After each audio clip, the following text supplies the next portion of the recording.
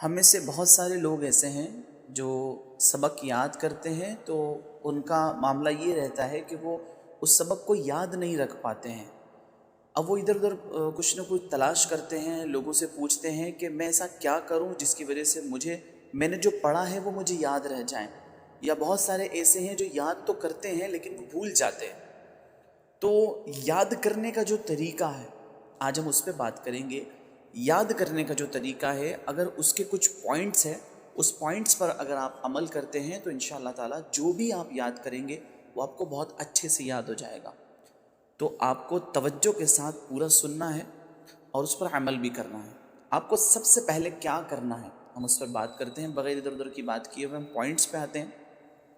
کہ سب سے first point جو ہے جس پر آپ کو عمل کرنا ہے وہ ہے کسی بھی چیز کو اطمینان سے پڑھنا، یعنی جس چیز کو آپ یاد کرنا چاہتے ہیں سب سے فرسٹ پوائنٹ یہ ہے آپ اسے اطمینان سے پڑھیے۔ ریزن، اگر آپ اسے اطمینان سے نہیں پڑھتے ہیں تو فرسٹ اسٹیپ ہی آپ کی ختم ہو گئی ہے۔ کیوں؟ کیونکہ آپ تیزی سے اگر کسی چیز کو پڑھ کے نکل جاتے ہیں اور پھر آپ سوچیں کہ مجھے یہ یاد ہو جائے گی تو وہ چیز آپ کے ذہن تک صحیح سے پہنچ ہی نہیں پاتی ہے، تو پھر وہ یاد کرنے میں آپ کو بہت ساری پرابلمس ہوگی۔ تو سب سے پہلے آپ کسی بھی چیز کو جب یاد کرنا چاہتے ہیں تو پہلے آپ اس کو ٹھہر ٹھہر کر کے پڑھیے اطمینان سے۔ پڑھنے کے بعد اب سیکنڈ پوائنٹ یہ ہے کہ آپ اسے پھر سے دہرائیے، یعنی جو آپ نے پڑھا ہے اب آپ اس کو جب بار بار دہرائیں گے تو وہ چیز آپ کے ذہن تک پہنچے گی۔ تو فرسٹ آپ کو اطمینان سے پڑھنا، سیکنڈ آپ کو اسے دہرانا ہے۔ جب آپ اسے اچھے سے دہرا لیں، تھرڈ پوائنٹ پر آپ کو عمل کرنا ہے، اور وہ کیا ہے کہ پھر اس کے بعد آپ کو اپنے ذہن کے اندر اسے دہرانا ہے۔ یعنی آپ نے دیکھ کر کے پڑھا، پھر دیکھ کر کے بار بار پڑھا، پھر اس کے بعد آپ نے کتاب بند کر کے اس چیز کو دہرایا اپنے مائنڈ میں۔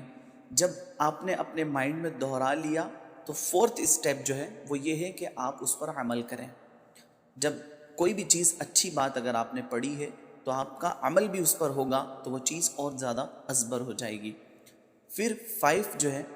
تو اس میں کیا کرنا ہے آپ کو، پانچواں اسٹیپ ہے اس میں، پانچواں پوائنٹ ہے اس میں یہ کرنا ہے کہ وہ چیز آپ دوسروں کے ساتھ شیئر کریں، یعنی دوسروں کو وہ چیز بتائیں۔ آپ نے دیکھا ہوگا نا جو گروپ اسٹڈی ہوتی ہے اس میں لوگ کیا کرتے ہیں، ہم لوگ یہی کرتے ہیں نا کہ جب کسی ایک کو یاد ہو جاتا ہے تو وہ دوسرے کو سناتا ہے اس چیز کو۔ ایک خود پڑھنا اور پھر اس کے بعد کسی دوسرے کو سنانا، دوسروں کو سنانے کی وجہ سے وہ چیز اور زیادہ اسٹرانگ ہو جاتی ہے۔ فار ایگزامپل آپ دیکھیے کہ آپ کو صلاۃ التسبیح کا طریقہ یاد کرنا ہے۔ اب آپ کو کیا کرنا ہے، آپ صلاۃ التسبیح کا طریقہ یاد کرنا چاہتے ہیں بٹ یاد نہیں ہو پا رہا ہے، آپ کو کہاں کتنی مرتبہ کیا پڑھنا ہے آپ کو نہیں پتہ ہے۔ سب سے پہلے آپ نے اطمینان سے اس کے طریقے کو پڑھا، سیکنڈ آپ نے اس کو بار بار دہرایا، 2-3 مرتبہ جب آپ نے دہرا لیا آپ کو اس کا کانسیپٹ یاد ہو گیا،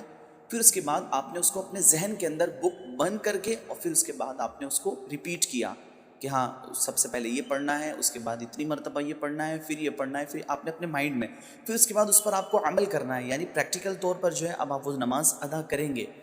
یاد کیا تھا آپ نے، ریپیٹ کیا تھا، اس کو ذہن میں دہرایا تھا، اب اس پر عمل کیا آپ نے۔